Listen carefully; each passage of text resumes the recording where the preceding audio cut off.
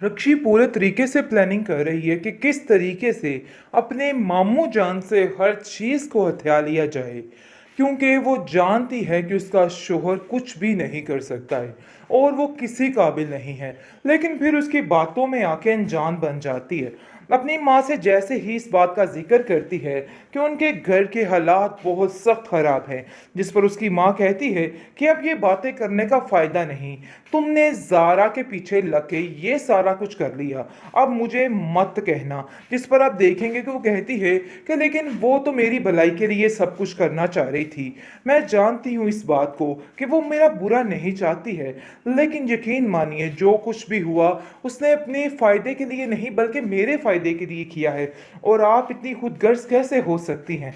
आपको तो सिर्फ मैंने इतना कहा है कि मामू जान से मेरा हिस्सा मुझे लेके दीजिए, आपने उल्टा फजूल बातें करना शुरू कर दी हैं। मुझे तो कुछ समझ नहीं आ रही कि आखिर आप क्यों ऐसा कर रही हैं। जिसको सुनकर आप देखेंगे कि मामू जान इस दफ़ा तैश में आ जाते हैं और आकर कहते हैं कि आखिर क्या तुम्हारा तमाशा बना हुआ है।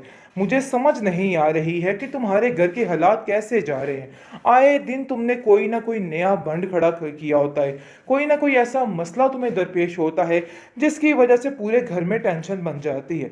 लेकिन जी आप देखेंगे कि घबरा जाती है सारा ये सारा कुछ देख के और कहती है कि बाबा जान आखिर आप ऐसा कैसे कर सकते हैं, आप उसके साथ ये सलूक नहीं कर सकते। अगर इस तरह के हालात आपकी बेटी के साथ होते, क्या उसके साथ भी आप ऐसा ही करते? मैं आपको ऐसा कुछ नहीं करने दूंगी। मुझे बात करने दीजिए मुनव्वर से, मैं खुद जाकर उससे बात करूंगी और उससे पूछूंगी कि आखिर असल मसला है क्या, क्योंकि मुझे तो कुछ समझ नहीं आ रही। भाई हमें तो वही पता है जो कुछ हमें रक्षी ने बताया हुआ है, इसके अलावा मज़ीद तो हम उन लोगों के बारे में कुछ भी नहीं जानते। जिस पर मज़र कहता है कि बात तो तुम्हारी ठीक है, वो रक्षी को बुलाने का कहता है। जैसे ही रक्षी आती है तो वो काफ़ी घबराई हुई होती है, क्योंकि वो जानती है कि अब इसकी अच्छी खासी चित्रोल होने वाली है, क्योंकि जो कुछ वो करना चाह रही थी सब कुछ उसकी मर्ज़ी के मुताबिक हुआ था। लेकिन इस दफ़ा फ़रद भी खामोश नहीं रहने वाली है, बल्कि वो अपनी बेटी के हक के लिए ऐसा बोलेगी और घर में वह वेला मचाएगी कि सब कुछ अकल ठिकाने आ जाएगी, यानी कि हैरत हो जाएगी। जिसको देख के ज़ारा काफ़ी हैरान होती है और कहती है कि वाह फूफो जान, क्या आपने किया तमाशा। अपनी बेटी की हक की खातिर आप आज अपने भाई के सामने खड़ी हो गई। कल तक जो भाई आपकी जान था, आप उस पर जान निछावर करती थी, आज ऐसा क्या हो गया कि आपको उसकी हर बात बुरी लगने लग गई? आखिर ऐसा कैसे हो सकता है?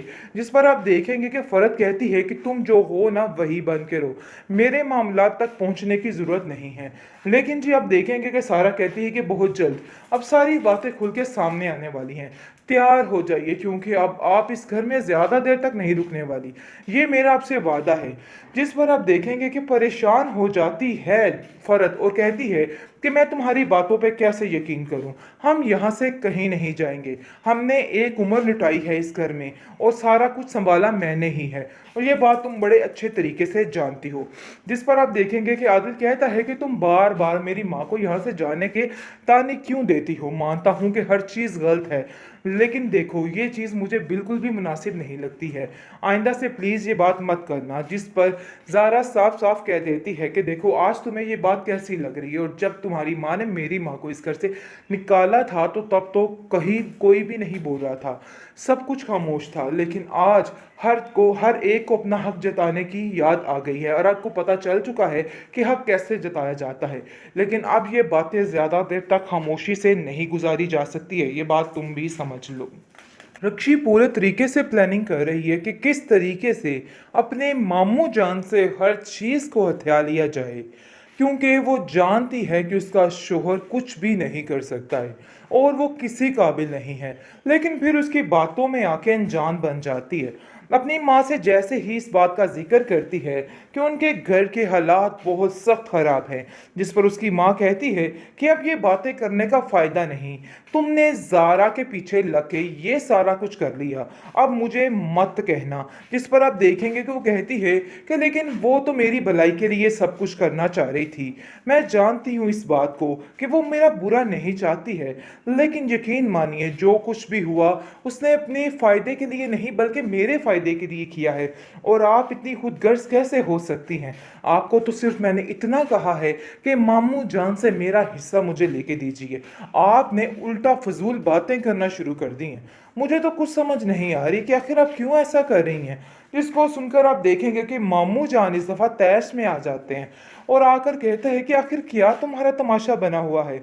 मुझे समझ नहीं आ रही है कि तुम्हारे घर के हालात कैसे जा रहे हैं। आए दिन तुमने कोई ना कोई नया बंड खड़ा किया होता है, कोई ना कोई ऐसा मसला तुम्हें दरपेश होता है जिसकी वजह से पूरे घर में टेंशन बन जाती है। लेकिन जी आप देखेंगे कि घबरा जाती है सारा कुछ देख के और कहती है कि बाबा जान आखिर आप ऐसा कैसे कर सकते हैं? आप उसके साथ ये सलूक नहीं कर सकते। अगर इस तरह के हालात आपकी बेटी के साथ होते, क्या उसके साथ भी आप ऐसा ही करते? मैं आपको ऐसा कुछ नहीं करने दूंगी। मुझे बात करने दीजिए मुनव्वर से, मैं खुद जाकर उससे बात करूंगी और उससे पूछूंगी कि आखिर असल मसला है क्या? क्योंकि मुझे तो कुछ समझ नहीं आ रही। भाई हमें तो वही पता है जो कुछ हमें रक्षी ने बताया हुआ है। इसके अलावा मज़ीद तो हम उन लोगों के बारे में कुछ भी नहीं जानते। जिस पर मज़र कहता है कि बात तो तुम्हारी ठीक है, वो रक्षी को बुलाने का कहता है। जैसे ही रक्षी आती है तो वो काफ़ी घबराई हुई होती है क्योंकि वो जानती है कि अब इसकी अच्छी खासी चित्रोल होने वाली है, क्योंकि जो कुछ वो करना चाह रही थी सब कुछ उसकी मर्ज़ी के मुताबिक हुआ था।